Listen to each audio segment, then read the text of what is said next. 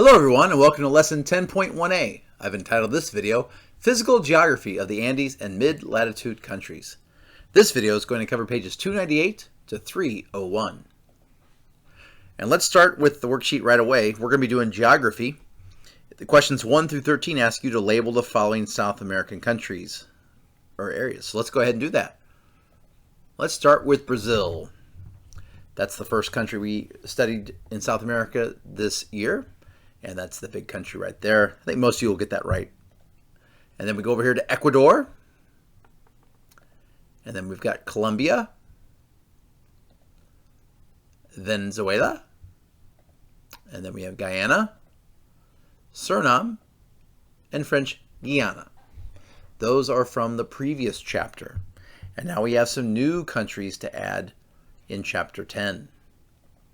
We have Argentina, Bolivia, Chile, Paraguay, Peru, and Uruguay.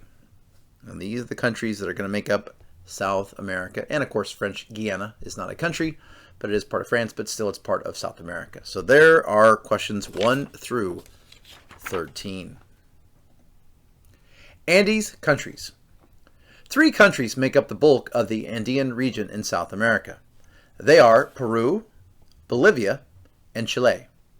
From north to south, these countries span from the equator to the southern tip of the continent of South America.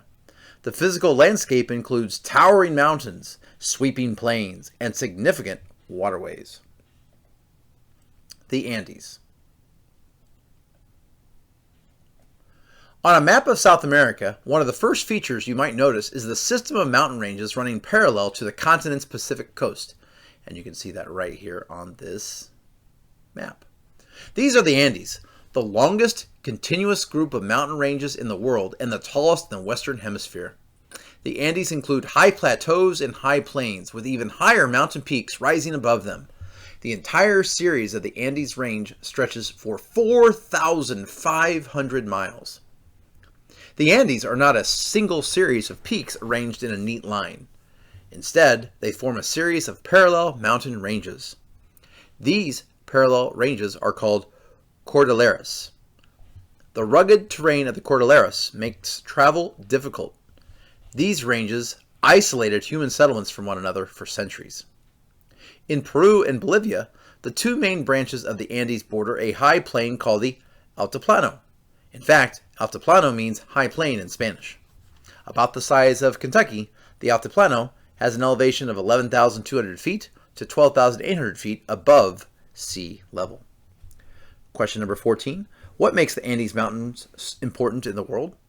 Well, they are the longest continuous group of mountain ranges in the world, so that makes them special, and they are the tallest in the Western Hemisphere. Question 15. What are the Cordilleras? The Cordilleras are the parallel ranges of mountains. Question 16. What impact have the Cordilleras have on that part of the world?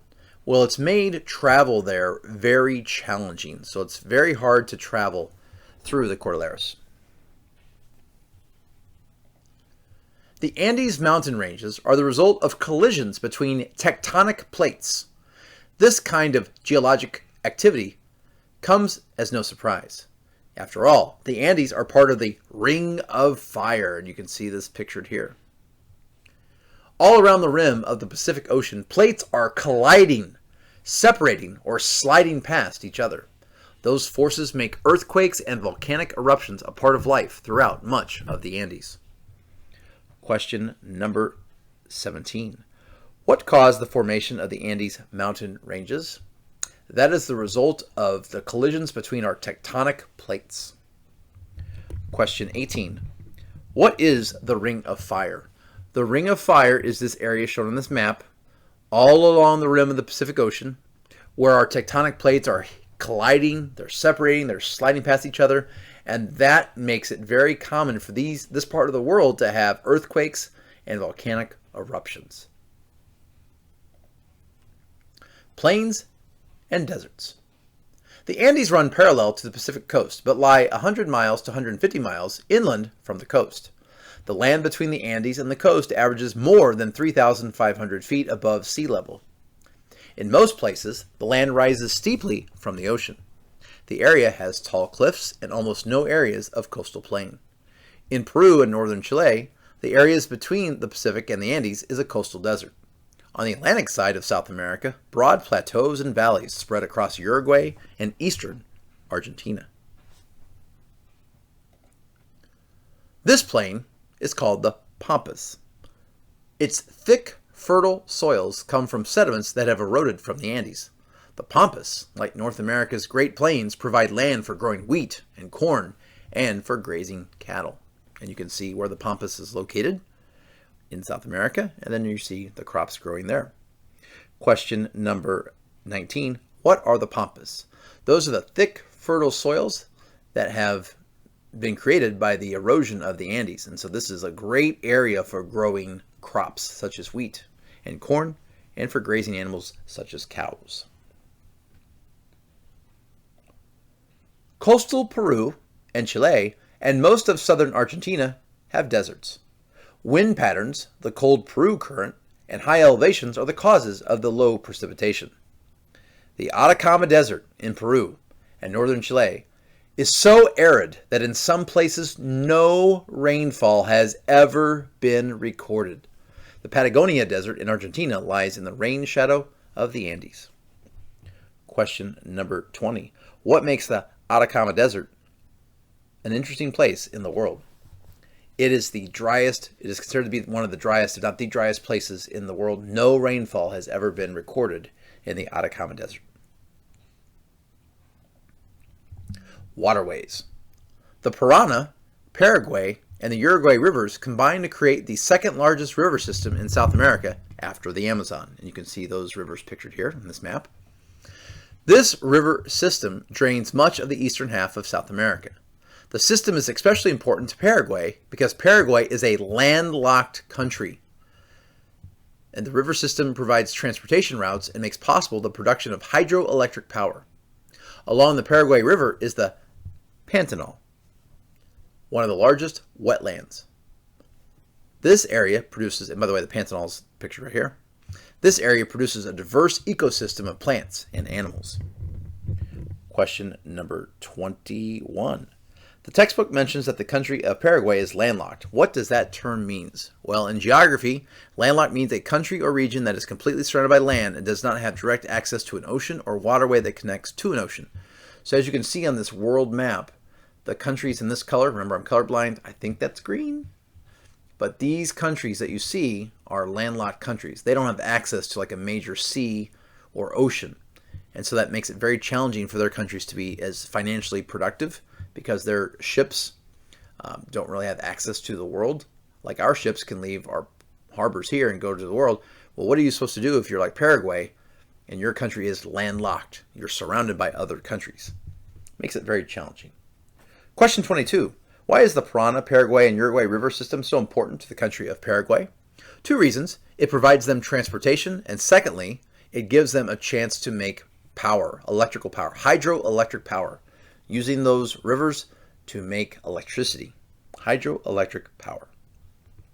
Question number 23. Why is the Pantanal an interesting place in the world? It is one of the world's largest wetlands, and so as you can see, it's got a huge diversity of ecosystem of plants and animals. A very interesting place to see. The Parana, Paraguay, Uruguay river system flows into the Rio de la Plata, Spanish for River of Silver. This river then empties into the Atlantic Ocean. On the border of Argentina and Uruguay, the Rio de la Plata meets the ocean in a broad estuary. An estuary is an area where the ocean tide meets a river current. South America has few large lakes. The largest lake in the Andean region is Lake Titicaca. It lies on the border between Bolivia and Peru. Lake Titicaca is on the Altiplano at 12,500 feet above sea level. It is the world's highest lake that is large enough and deep enough to be used by small ships. And here we can see Lake Titicaca right here on this map, and here we can see a beautiful picture. Question number, 24. What is an estuary? That is an area where the ocean tide meets a river current. And question 25. What is the most interesting or important lake in the Andean region? That is Lake Titicaca. Well, that is all I have for you today. Thank you for watching. Before we go, I have a nice little meme for you here. Mountains aren't funny. They're hilarious. Thanks again for watching, and have a great day.